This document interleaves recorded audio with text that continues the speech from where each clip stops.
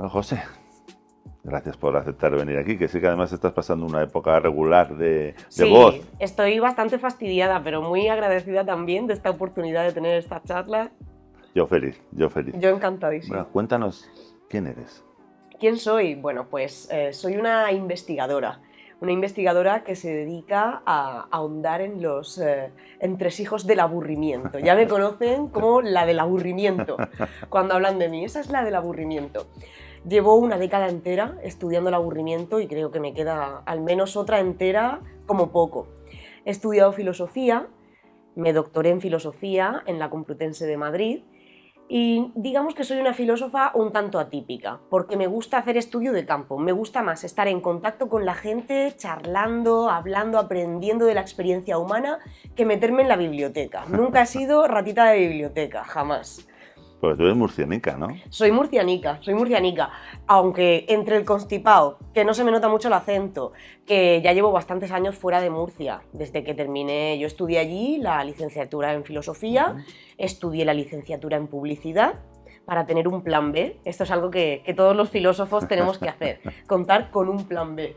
Has tenido 3 horas de clase antes de venir aquí. Sí, efectivamente, 3 horas y además con chavales de primero que a mí me encanta. Es lo que más me gusta, los de primero, que están recién entrados en la universidad y es el momento de insuflarles esa ilusión, ¿verdad? Y ellos tienen pasión por aprender. Sí. Luego se van estropeando algunos un poquito, bueno, ¿no? Tienen menos ilusión. Normal, sí, eso es normal, porque uno empieza con algo y no sabes si realmente te apasiona hasta que no llevas bastante tiempo con la carrera. Por eso es tan importante la primera impronta que marcan los profesores de primer curso, que desde es luego. El entusiasmo, las ganas de aprender que se transmite, esas cosas son muy importantes. Pues yo soy una de esas profesoras que te hace tener ilusión incluso si te has equivocado de carrera. Como debe ser. Eso me gusta pensar.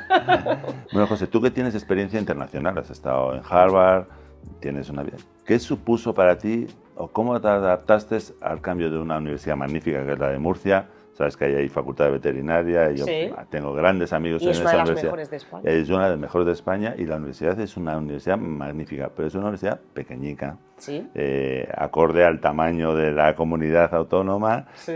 ¿Cómo fue el salto de ir a universidades, no digo mejores, pero sí muy grandes, como Harvard y luego la Complutense, que es tu casa ahora? Bueno, pues antes de estar en Estados Unidos estuve también un añito haciendo investigación en la Universidad de Stuttgart. Y ahí, digamos que este fue el primer salto. La experiencia no demasiado buena, no la repetiría, no como la de Estados Unidos, que ahí sí hubiese echado unos cuantos años más. La verdad es que no es tan distinto. En comparación con la de Murcia, sí se nota, porque aquello era una facultad, bueno, pues entramos en filosofía en primero unas 30 personas y nos licenciamos 2 en el año de mi promoción. Es decir, ¿2? Sí, todo el mundo se iba quedando a mitad de camino, además era cuando estaban las licenciaturas, tenían los 5 años enteros y mucha gente entraba en filosofía para luego cambiarse los 2 últimos años a otra carrera. Entonces acabábamos, 2, 3, 4, pena, ¿no? muy poquitos. Pena. Nadie llegaba al final. Y eso sí que era muy pequeño. Era muy pequeño, además en las clases yo he tenido asignaturas en las que era la única alumna. Yo, con mi profesor delante, clases particulares completamente, entonces sí se notaba un poquito el cambio a una universidad como la de Stuttgart, por ejemplo, pero también la calidad en la que fui a esta universidad o a la de Harvard ya era distinto, porque ya iba como investigadora, no como estudiante, no como alumna. Lo cierto es que sí que en calidad de investigadora se nota diferencia con la Universidad de Murcia, pero por ejemplo entre la Universidad de Harvard y la de aquí, la Complutense, no noto tanta distinción. Por ejemplo, sí que hay mucha formación obligatoria para docentes. Aquí somos quizá un poquito más laxos, dejamos más a voluntad, ¿no?, del profesor si quiere seguir formándose, si se siente que está en equilibrio, ¿no?, con respecto a lo que tiene que dar de sí en su tarea cotidiana. Y ahí sí que nos tienen más fichados. Están más pendientes de tienes que seguir actualizándote, estar al día de cada metodología nueva que sale. Y luego con respecto al alumno, yo prefiero el alumno de la Complutense. Qué bien. Es mucho más maduro y más independiente el alumno de la Complutense en comparación con el de Harvard, porque allí sí que estaba haciendo investigación y daba clases de español también. Así que en ese aspecto me quedo con los nuestros. Bien, es una buena noticia. Sí, siempre lo digo. La verdad es que tú estás investigando en un área para la gran mayoría de las personas que no somos muy afines, muy novedosa, ¿no? Que es el aburrimiento. No somos muy afines, eso es relativo, ¿eh? Porque realmente todos nos aburrimos. Todos nos aburrimos. Incluso puede que te estés aburriendo en este preciso Ya instante. te digo yo que no. Pero todos conocemos más o menos qué es la experiencia del Sí. aburrimiento. Lo que es más novedoso es presentarlo quizá desde ese prisma más negativo, incluso diría desde el ámbito clínico. Ujú. Puede el aburrimiento ser una enfermedad, puede constituir un trastorno. Realmente el aburrimiento, esto que todos padecemos en algún momento del día o en algún momento de la semana, ¿de verdad puede convertirse en una instancia patológica? Tenemos que estar atentos por si se convierte en algo negativo, porque sabemos cuántas emociones negativas, bueno, pues cumplen una función antropológica, ¿verdad? La tristeza, el miedo. Y sabemos que estos estados, si se perpetúan en el tiempo o si se dan en exceso, también pueden ir aparejados, ¿no? ¿Verdad? De esa traducción negativa en nuestro bienestar. Pues eso es lo que no habíamos parado a analizar, no nos habíamos parado a analizar acerca del aburrimiento quizá, y ahí es donde sí que entramos en algo un poquito más novedoso. ¿Y tú has encontrado a personas que están enfermas de aburrimiento? La verdad es que es muy complicado dar con personas que sufran una patología del aburrimiento crónico, que es como se llama esto en la literatura científica, patología del aburrimiento crónico. Esto significa que una persona tiene una altísima propensión a aburrirse. La propensión que cada uno de nosotros tiene al aburrimiento se puede cuantificar, se puede objetivar. Existen escalas de medición y uno puede hacerse el test y ve, oye, pues sí que es cierto que tengo una propensión muy alta en comparación con este que tengo aquí al lado. Entonces, hay personas que se aburren en toda circunstancia, independientemente de que el contexto cambie, de que cambien de actividad, se aburren con todo. Y lo que es peor, son incapaces de saber qué les gustaría hacer para dejar de aburrirse. Que es esa definición que daba Tolstoy del aburrimiento, el deseo de tener deseos. Oye, pues quiero hacer algo que me entretenga y que sea estimulante para mí, pero no sé qué. No sé qué realmente. Pues no es común dar con personas que puedan caer dentro de esta escala de propensión al aburrimiento en un estadio alto. Lo más normal es que aquellas personas que se quejan de aburrirse constantemente, esto se deba a que se encuentran en un entorno poco estimulante y un entorno además que no te permite dar el paso a lo siguiente, escapar de esa fuente de aburrición. Ya. Y eso, aunque tú no eres clínica, ¿se puede tratar? ¿Se puede curar el aburrimiento? Esa propensión al Patológico, aburrimiento, sí, realmente existen terapias que están enfocadas en potenciar nuestro lado más creativo. Sobre lo que estaba comentando, cualquiera de nosotros, los que tenemos una propensión al aburrimiento dentro de la normalidad, en el momento en el que empezamos a aburrirnos, lo que hacemos es diseñar en nuestra mente una estrategia de huida frente a aquello que nos está aburriendo. Lo hacemos consciente o inconscientemente. Algunas veces observamos, ¿verdad?, ese horizonte de posibilidades que tenemos delante y decimos, oye, pues voy a intentar hacer esto, o voy a coger un libro, o voy a ver una serie. Otras veces lo hacemos automático, directamente cogemos el teléfono móvil, ¿verdad?, y entramos en las redes sociales. El caso está en que muchas veces esas personas con alta propensión al aburrimiento no llegan a desarrollar esa estrategia de huida. Por tanto, no la pueden poner en práctica y se quedan atrapadas en ese estado de aburrimiento. Pues lo que hace el terapeuta es enseñarte qué es lo que tienes delante y no estás viendo de alguna forma, no estás teniendo en cuenta a la hora de diseñar esa estrategia de huida. Entonces se trata de potenciar tu creatividad para que seas capaz por ti mismo de analizar las posibilidades, escoger entre una de ellas y salir de esa fuente de aburrición. Pero fíjate, con lo que ofrece la sociedad moderna ahora en nuestro entorno, claro, de aspectos para no aburrirte, Sí. que haya personas, o haya momentos en que nos aburrimos, todos Claro, nos nadie aburrimos, se libra. nadie se libra, ¿no? Pero es verdad que tenemos muchas ofertas culturales, de ocio, llámalo como quieras, para poder hacer cosas, pero Sí, hay sí. personas que no pueden, ¿no? Es una de las grandes, y no solamente las personas que tienen alta propensión al aburrimiento, es que resulta que hasta los que estamos en un estado normal también nos aburrimos de los entretenimientos que nos ofrece la sociedad. ¿Por qué? Es algo muy paradójico de nuestro tiempo.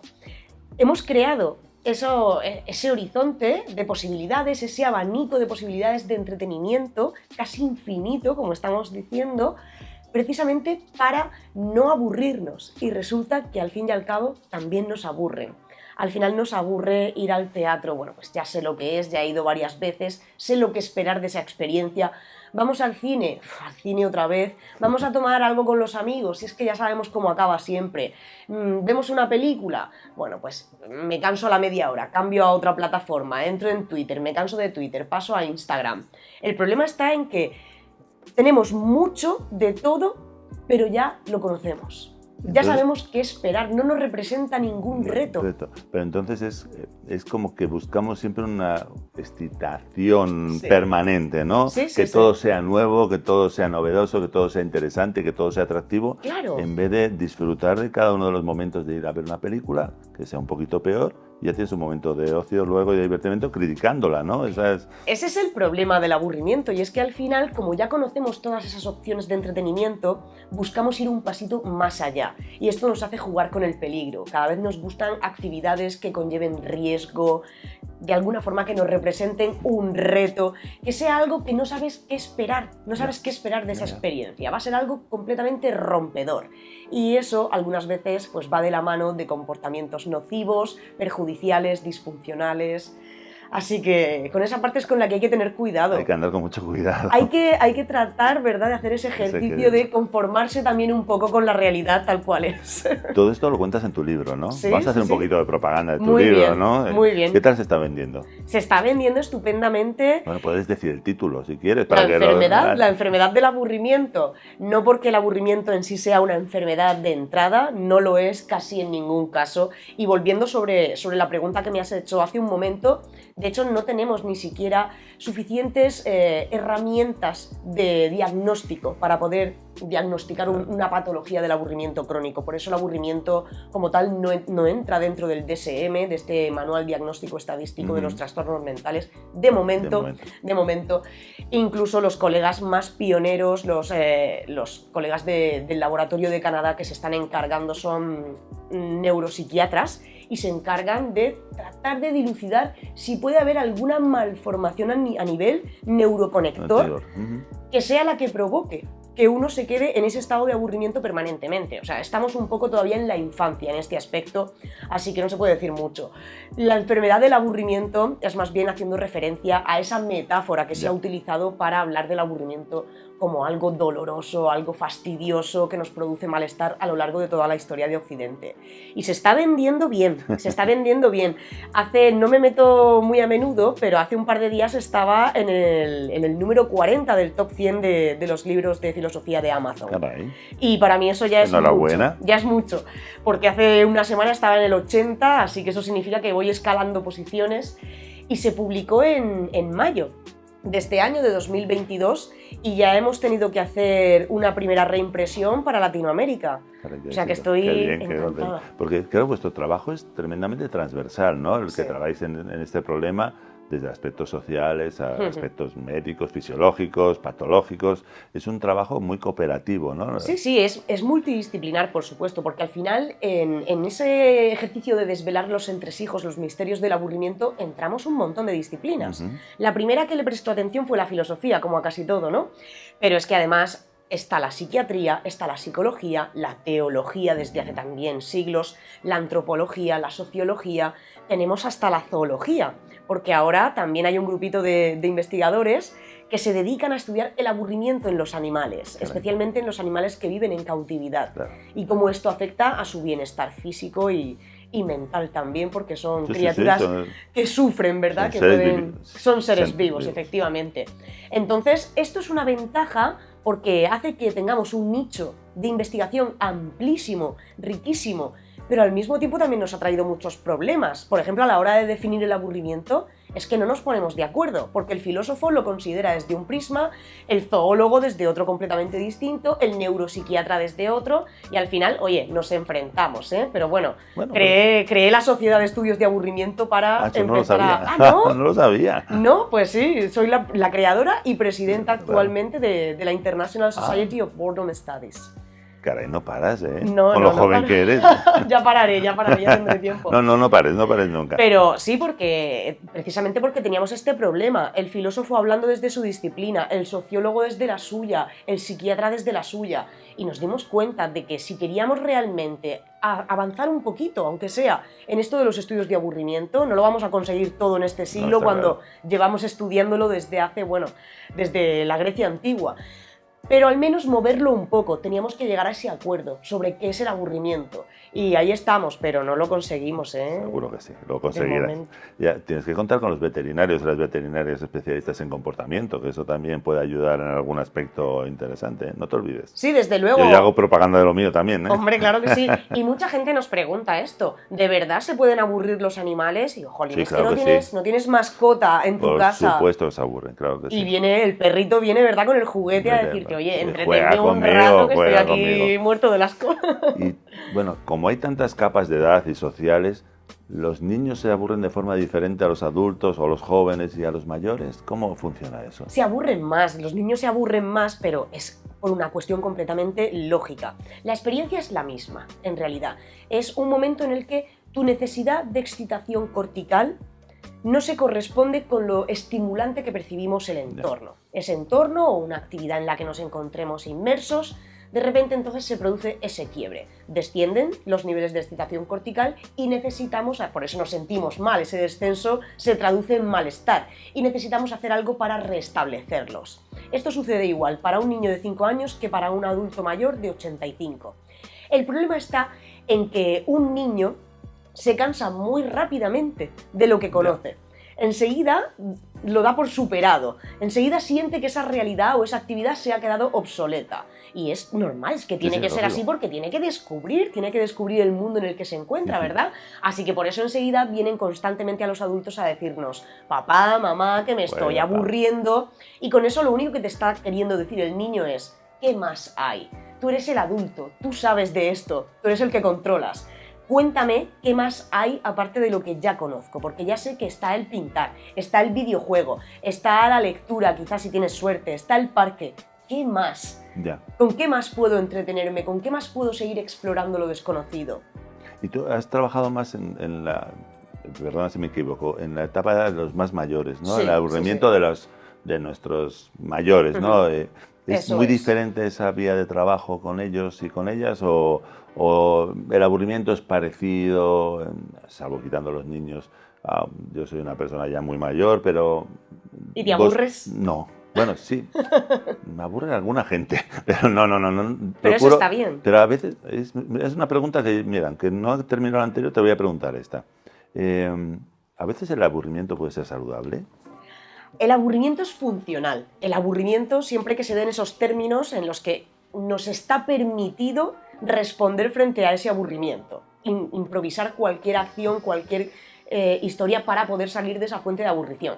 Cuando esto no es posible, el aburrimiento deja de ser funcional. Y esto no es posible en esas dos situaciones que mencionábamos. Por ejemplo, cuando es el individuo el que es incapaz, ya sea pues por ese trastorno de la conciencia, por su personalidad o porque haya un problema a nivel neurofisiológico, aunque todavía no estemos en condiciones de afirmar que esto pueda existir, pero también cuando nos encontramos en esos entornos, en ese contexto que no nos permite dar respuesta frente a nuestro aburrimiento. Esto a veces pasa en el aula, por ejemplo, ¿verdad? El alumno se está aburriendo y le gustaría hacer algo y sabe que le gustaría hacer para dejar de aburrirse, pero no lo puede hacer. No le queda más remedio que quedarse ahí. Cuando no podemos responder frente al aburrimiento, ahí deja de ser funcional. Ya, pero tú has puesto el ejemplo de clase y ahora tengo que volver luego a la otra pregunta que te quería hacer. Me está encantando, me está encantando de los mayores, sí, pero ahí está la labor del profesor y la profesora, ¿no? Es decir, yo estoy detectando que os aburrís, vamos a ver, no sé, hacer un cambio en alguna cosa, ¿no? Tenemos herramientas para hacerlo. Lo bueno es que el aburrimiento siempre se ve, el aburrimiento se manifiesta a través del bostezo, esta postura, ¿verdad? Que estamos el alumno que está mirando por la ventana. Ahora además es que te sacan el teléfono móvil, enseguida, como no captes su atención, sacan el teléfono móvil y te están dando el mensaje. Sí. Y luego, mucho cuidado, esto para todos los docentes, mucho ojo con ese alumno que está todo el rato así. que a lo ¿sí? mejor está en piloto automático.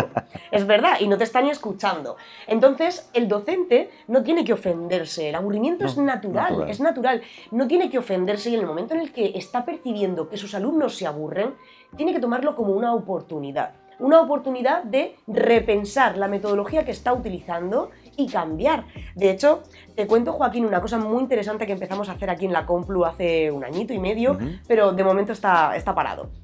Y era un detector que queríamos utilizar, un grupito de informáticos y yo, queríamos utilizar la inteligencia artificial para detectar el aburrimiento a través de los gestos, de los cambios faciales en las clases online en la Complutense. Pues y que esa inteligencia artificial fuese capaz de mandarle un mensaje al docente y decirle: el 80% de tus alumnos se está aburriendo. Haz algo porque están empezando a navegar por otras plataformas y te están dejando de atender. Es verdad que los estudiantes, al estudiantado al final, buscamos que se entretenga, ¿no? Pero hay quizás una mayor exigencia hacia el profesorado tienen que ser clases divertidas, dinámicas, tal. En mi tiempo era otra cosa. No hay que pasarse con la gamificación tampoco. Yo no soy partidario, habrá compañeros que sí, yo no soy tan partidario de hacerlo todo como un parque de atracciones. No, desde luego. El aprendizaje es el aprendizaje y tiene que pasar por distintas fases sin ser experto, ¿eh? Pero esto no necesariamente va a provocar que el alumnado se aburra, porque aburrimiento no es lo contrario a diversión, no es lo contrario a entretenimiento. Aburrimiento es lo contrario a significado. Entonces, eso es. Explícame eso. Sí, es justo lo contrario a significado. Nosotros nos aburrimos cuando estamos sin hacer nada y sentimos que estamos empleando el tiempo de manera insignificante, o cuando estamos obligados a hacer cosas que para nosotros no tienen significado. Entonces es cuando nos aburrimos. Pero yo, por ejemplo, paso muchas horas al día trabajando y no estoy riéndome ni me estoy divirtiendo, pero lo que hago tiene significado para mí. Incluso a veces estoy llorando. Tengo conversaciones con personas mayores en residencias que me hacen llorar. Esto no es todo lo contrario, ¿verdad? Diversión, a estar entretenido, divirtiéndote. Pero es tan significativo para mí que no me aburro. Así que si tú al alumno le transmites el conocimiento de una forma que comprenda que ese conocimiento tiene significado para su vida, para sus objetivos, para sus horizontes, estás evitando el aburrimiento. O sea que no tenemos que cebarnos con la gamificación, no, está claro. Las aplicaciones, no todo tiene que pasar por el teléfono móvil. Bueno, hay que hablar su lengua dentro de lo que cabe, sí, pero... hay que adaptarse un poco claro. El estudiantado está evolucionando con la sociedad, ¿no? Y tenemos el estudiantado que recibimos con las necesidades que son pues ligeramente diferentes o muy diferentes a las mías, menos diferentes que las tuyas, que eres mucho más joven. Pero también ya lo son, ¿eh? Ya notas un salto generacional. Sí. Caray. Ya lo noto. Pues tú imagínate yo, que tengo ya más años que el hilo negro. Pero bueno, fíjate, personas que tienen una carga laboral de actividad muy grande, a veces el aburrimiento puede ser una forma de desconectar, ¿no? De romper un poco donde está tan... No, estoy preguntando, pero corrígeme si digo una barbaridad, ¿eh? Si una persona tiene tal carga laboral que ansía un momento de descanso, no de aburrimiento, que no tiene nada que ver, ansía tener tiempo en el que quizá podría surgir el aburrimiento. Quizá, si tienes tiempo libre y no lo inviertes bien, a lo mejor acabas aburriéndote. Bueno, pues esa persona tiene que preguntarse si realmente no será ya víctima del aburrimiento. Podría ser. Porque es más que probable que ese trabajo al que está dedicando tanto tiempo, esas obligaciones, ese tiempo del deber, no está desarrollándose de la forma en que esa persona espera. No le está aportando lo que esa persona espera. Y esto es un tipo de aburrimiento también. Es un tipo de aburrimiento. ¿Tú ves que vas a estar mucho tiempo investigando en aburrimiento? Me queda mucho, porque estudiar el aburrimiento desde la perspectiva en la que yo lo hago, que es con esa aplicación práctica en el sector geroasistencial, a mí me gusta estudiar el aburrimiento, me gusta. Ojalá no tuviera que hacerlo, pero me preocupa la experiencia del aburrimiento en los mayores que viven institucionalizados, en estos mayores que están en las residencias. ¿Por qué? Pues porque considero que las residencias son uno de esos entornos que pone muy complicado a veces el hecho de que podamos desarrollar esa estrategia de huida frente a lo que nos aburre y llevarla a la práctica. Ya no solamente la residencia como institución en sí misma, sino que hablamos de personas que tienen altos niveles de dependencia, que necesitan de otros que les apoyen para poder cumplir sus deseos, hacer lo que quieran. Entonces, bueno, este tema ha despuntado en España ahora mismo y me siento muy feliz y muy orgullosa de haber sido la que ha dado... Que eres pionera. Eso es, de haber dado con esta pregunta. Y además me gusta mucho que la gente se sorprende sobremanera cuando me dicen, pero tú que eres gerontóloga, que eres psiquiatra, eres psicóloga, le digo, no, soy filósofa. Y me ponen la cara como, ¿y tú qué haces aquí? ¿Qué pintas tú aquí? Digo, bueno, pues porque ha sido una filósofa la que se ha dado cuenta de un problema que vosotros que estáis dentro de ese marco de trabajo cotidiano habíais pasado por alto. Esto es lo que hace aquí un filósofo, ¿verdad? Algunas veces esa vista de pájaro con la cual, bueno, pues nos percatamos de realidades que otras personas que están en su trabajo, en su disciplina, no se percatan. Yo lo que veo, perdona, veo que te gusta mucho la docencia, ¿no? Sí, me encanta. Pues estás siendo muy divulgadora conmigo, didáctica, eso. No me salía la palabra, muy didáctica conmigo. O sea que sí, me encanta la docencia. Eso es algo, siempre supe que me quería dedicar a la docencia. Y ojo, a la docencia universitaria. El instituto nunca fue una posibilidad para mí, porque la verdad es que yo todavía me siento joven. Es que lo eres. Y los alumnos del instituto están demasiado cerca de la adolescencia todavía para mí. Es que es un poquito ya más. Todavía tengo mi adolescencia muy reciente y no quiero revivirla, ni a través de mí ni a través de mis alumnos. Entonces me gusta la universidad, porque es otra cosa, es otro rollo completamente distinto. Así que sí, es algo que me apasiona. Luego, el placer por la investigación ha llegado después. Ha venido solo y también me gusta muchísimo, pero lo que más me gusta es hablar de lo que hago, explicarle a los demás lo que conozco, de qué sirve realmente adquirir conocimiento y pasar el tiempo inmerso en un tema de estudio tan complejo como es el aburrimiento, si no es para después, bueno, pues intentar ayudar a los demás con esto y explicarles también qué es lo que yo he aprendido, pero en vez de tener que estar 10 años... Te lo puedo explicar en 10 minutos.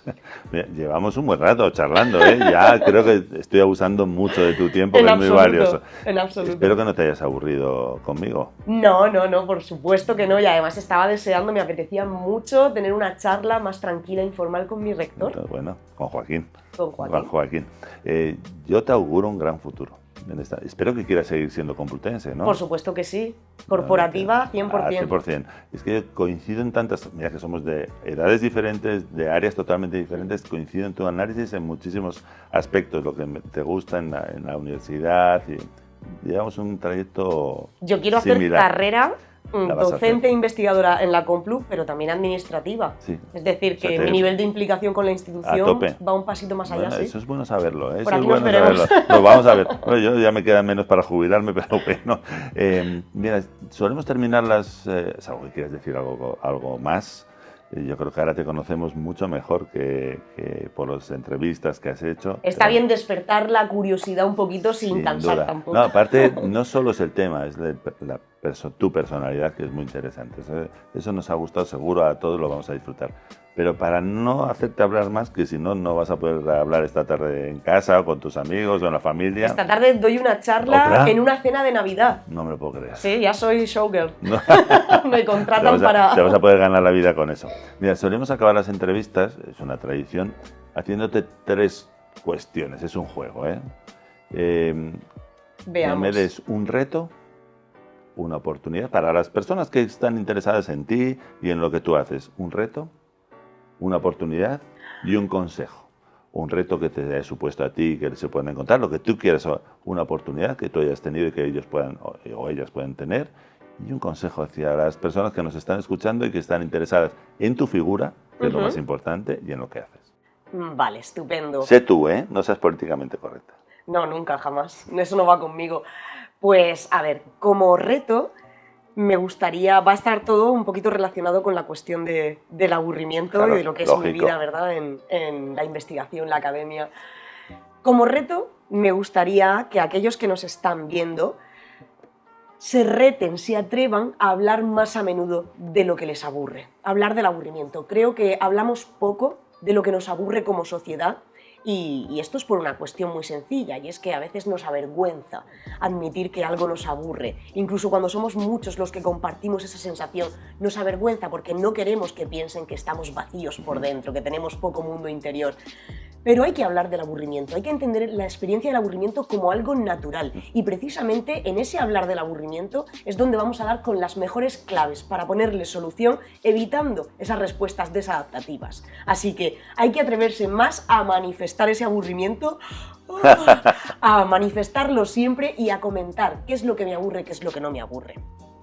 Como oportunidad, pues voy a decir que aquel que quiera saber más sobre mi investigación sobre el aburrimiento tiene la oportunidad de hacerlo yendo a la lectura de ese libro de la enfermedad del aburrimiento. Ya hemos colado ese product placement, por supuesto, y estoy, por supuesto, a disposición de cualquiera para resolver dudas y ahondar un poquito más en estas cuestiones. Y bueno, como consejo tengo que moverme un poquito hacia lo que es mi ámbito de trabajo, que es la investigación. Quiero dar un consejo a las personas que están empezando ahora o que se están empezando a plantear hacer carrera investigadora, dedicarse a la academia, a la docencia en la universidad. Yo sé que a veces asusta un poco, es el consejo que a mí me gustaría que me hubiesen dado hace unos 10 años. A veces asusta un poco, puede ser complicado, puede ser vertiginoso, ¿verdad? Pero si realmente te apasiona, te gusta, tienes esa idea y quieres perseguir tu sueño, tengo que decirle a la gente que como se consigue es trabajando duro, dedicándole muchas horas, creyendo en lo que uno hace. Esto va un poquito a contracorriente de esta línea que ahora nos están vendiendo de no creas, no deposites todo en la meritocracia porque no todo depende de tu trabajo. Bueno, si no todo depende de tu trabajo, un porcentaje altísimo sí depende de lo que tú hagas, de cuánto te apasiones, de cuánto quieras dar de ti para conseguir tus objetivos. Así que sin miedo a por esas financiaciones, a por ese sueño que hay en la mente del investigador y esto es todo, yo creo. Este es mi consejo. No está mal, ¿eh? Y además que creo en lo que acabas de decir. Bueno, José, te agradezco tantísimo que hayas estado conmigo. Te sigo desde hace tiempo, me interesa mucho no solo tu trabajo, sino me interesa el personaje, ¿no? Una pionera en este tema de investigación del aburrimiento. Y aunque, bueno, se nota tu entusiasmo, que crees en lo que haces, y aunque las personas que nos estén viendo ahora, que ojalá sean muchas, porque aprenderán muchísimo, lo que no van a percibir es la mirada tan limpia que tienes. Una de las miradas más limpias que he visto en los últimos años. Muchísimas Así que gracias. yo te agradezco tu entusiasmo, te agradezco el que quieras seguir siendo complutense. Por supuesto que sí, hasta que me echéis, aquí me quedo. Aquí no se echa a nadie bueno, eso está claro. Bueno, no echamos a casi nadie, pero a los buenos menos. Yo te deseo toda la suerte del mundo y, bueno, tu universidad y tu facultad y tus estudiantes son muy afortunados de tenerte. Muchas gracias, José. Un placer, muchísimas gracias. Gracias, nos vemos.